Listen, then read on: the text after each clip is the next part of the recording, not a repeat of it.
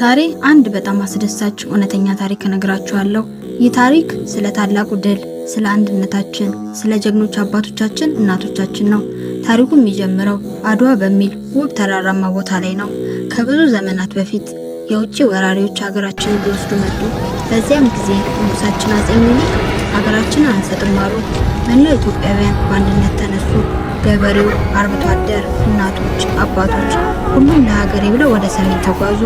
በዚህ ረዥም ጉዞ ላይ ጀግኖች ብቻቸውን አልነበሩ። እግዚአብሔር ይርዳን በማለት የቅዱስ ጊዮርጊስን ታቦት ይዘው ነበር። ካህናቱ ማለዳ ማለዳ እየጸለዩ ሰራዊቱን እየባረኩ ብርታት ይሰጡ ነበር። ይህም ለወታደሮቹ ታላቅ ድፍረት ሰጣቸው።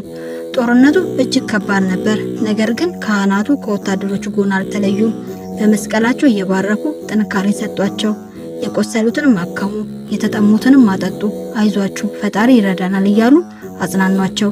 ካህናቱ በጸሎታቸውና በፍቅራቸው ለጦርነቱ ትልቅ ድጋፍ ሆኑ። በዚህም ድል ውስጥ አንድ በጣም ጎበዝ ንግስት ነበረች። ራሳቸው እቴጌ ጣይቱ ይባላሉ። ጣይቱም በጣም ብልህ ነበሩ። ጠላቶቻችን እንዳይጠነክሩ ውሃ መስመራቸውን አዘጉ። ሌሊቱን ሙሉ ደግሞ ፈጣሪ ሆይ ሀገራችንን አድን እያሉ ይጸልዩ ነበር። እናቶችም ለወታደሮች ምግብና ውሃ እንዲያቀብሉ ትልቅ ስራ ሰርተዋል። የካቲት 23 ቀን ማለዳ ላይ ትልቅ ጦርነት ተጀመረ። ምንም እንኳን ጠላቶቻችን ዘመናዊ መሳሪያ ቢኖራቸው ኢትዮጵያውያን ግን በአንድነትና በእምነት ስለቆሙ አሸነፉ። ወራሪዎችም ተሸነፉ፣ ወደ ሀገራቸውም ተመለሱ። አድዋ የጥቁር ሕዝቦች ሁሉ ኩራት ሆነ።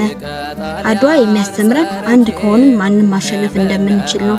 እኛ የእነዚህ ጀግኖች ልጆች ነን። እናንተም እንደ አባቶቻችን እናቶቻችን እምነታችንን እንድናስቀጥል ሀገራችንን እንድንወድና እንድንጠብቃት አደራላችኋለሁ።